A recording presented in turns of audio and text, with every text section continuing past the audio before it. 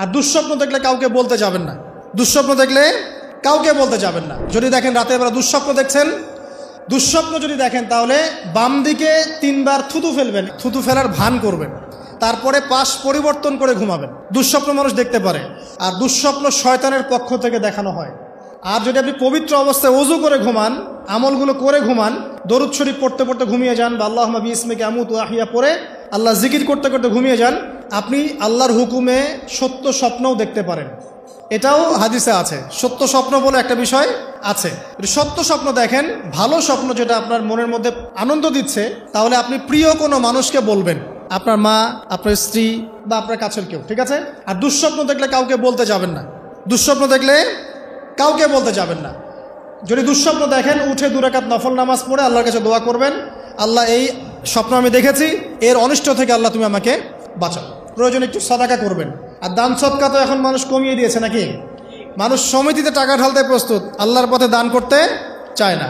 তো এদের সম্পদে কোনো বরকত হবে না ইনশাআল্লাহ। যত বেশি আল্লাহর পথে দান করবেন, সম্পদ বাড়বে ইনশাআল্লাহ। তো এখন কিছু মানুষ বলবে যে ধর্ম ব্যবসা শুরু করলো মনে হয়। হ্যাঁ, এটা তো ধর্ম ব্যবসায়ী। আপনার সমস্যা কি? ধর্মের মধ্যেই তো ব্যবসা আছে। ব্যবসা করলে ধর্মকেন্দ্রিকই করতে হবে। ব্যবসা যদি কেউ করতে চায়, তাকে ধর্ম মেনেই করতে হবে। অমুসলিম হলে সে আলাদা বিষয়। কোনো মুসলমান যদি ব্যবসা করতে চায়, তাকে ধর্ম মেনেই ব্যবসা করতে হবে। কি করতে হবে? মাপে কম দেওয়া যাবে না, সিন্ডিকেট করা যাবে না, তাই না? মাল মজুত করে বেশি দামে বিক্রি করা যাবে না। আছে না এগুলো নিয়ম? আছে না?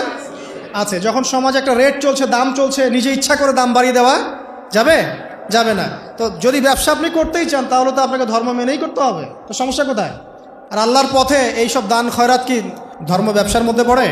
এগুলো তো ইসলামের কল্যাণেই প্রয়োগ করা হবে। মসজিদ করার ক্ষেত্রে, মাদ্রাসা করার ক্ষেত্রে, মাহফিল করার ক্ষেত্রে, দিনের প্রচার প্রসারের স্বার্থেই তো এগুলো করা হবে। তো দিনকে কেন্দ্র করে, দিনকে এগিয়ে নেওয়ার জন্য যদি দান সদকাও ব্যবসা হয়ে যায়, তাহলে দুনিয়া এগিয়ে নেওয়ার জন্য আপনারা যা করছেন, এটা তো দুনিয়া ব্যবসা, তাই না? একটা পলিটিক্যাল দলকে ক্ষমতায় নিয়ে যাওয়ার জন্য যা করছে, এটা তো পলিটিক্যাল ব্যবসা। একটা আদর্শ দর্শন সমাজে প্রতিষ্ঠার জন্য যা করছে, এটা তো আদর্শিক ব্যবসা হচ্ছে। তাহলে জায়নিজম প্রতিষ্ঠা করতে যাচ্ছেন, তো এটা জায়নিজম ব্যবসা হচ্ছে। কমিউনিজম প্রতিষ্ঠা করতে, এটা কমিউনিজম ব্যবসা হচ্ছে। মানে সব তো ব্যবসা হচ্ছেই। তাহলে শুধু ধর্মের দিকে চোখ দেন কেন? আশ্চর্য ব্যাপার। তো ধর্মের বিষয়ে তো মানুষ সৎকা করবেই। দান সৎকা না করলে মানুষের সম্পদ বাড়বে কিভাবে? যাকাত, দান সৎকা এগুলো ইসলামের অংশ। আল্লাহ পাক আমাদেরকে বেশি বেশি দান সৎকা করার তৌফিক দান করুন। তারপরে চলে আসেন, এইভাবে রাতে আমলগুলো গুছিয়ে শেষ রাত্রে ওঠার চেষ্টা করে। আমি যে বললাম, রাতটাকে এনজয় করার জন্য আল্লাহ পাক বলেছেন, একদম শেষ রাত্রে আল্লাহ পাক ওঠার তৌফিক সবাইকে দান করুন। আমাকে, আপনাদের সবাইকে দান করুন। আমি শেষ রাত বলতে কোনটা? রাতকে 3 ভাগে ভাগ করতে হবে। কয় ভাগে? একদম শেষের অংশ। মনে করেন যে 1টা থেকে 4টা বা 5টা বা 1:30টা থেকে 5টা, এই যে অংশটা আছে না, এটা হচ্ছে শেষের অংশ। এই অংশটা এত বেশি মূল্যবান। এই সময় মানুষ ঘুম থেকে উঠে যে দোয়া করে, লা ইলাহা ইল্লাল্লাহ ওয়াহদাহু লা শারীকা লাহু লাহুল মুলকু ওয়া লাহুল হামদ ওয়া হুয়া আলা কুল্লি শাইইন কাদির। এরপরে বলে সুবহানাল্লাহ, আলহামদুলিল্লাহ, ওয়া লা ইলাহা ইল্লাল্লাহ ওয়াল্লাহু আকবার, লা হাওলা ওয়া লা কুওয়াতা ইল্লা বিল্লাহ, আল্লাহুম্মা গফিরলি। এরপরে হাত তুলে দোয়া করলে যা চাবেন তাই পাবেন।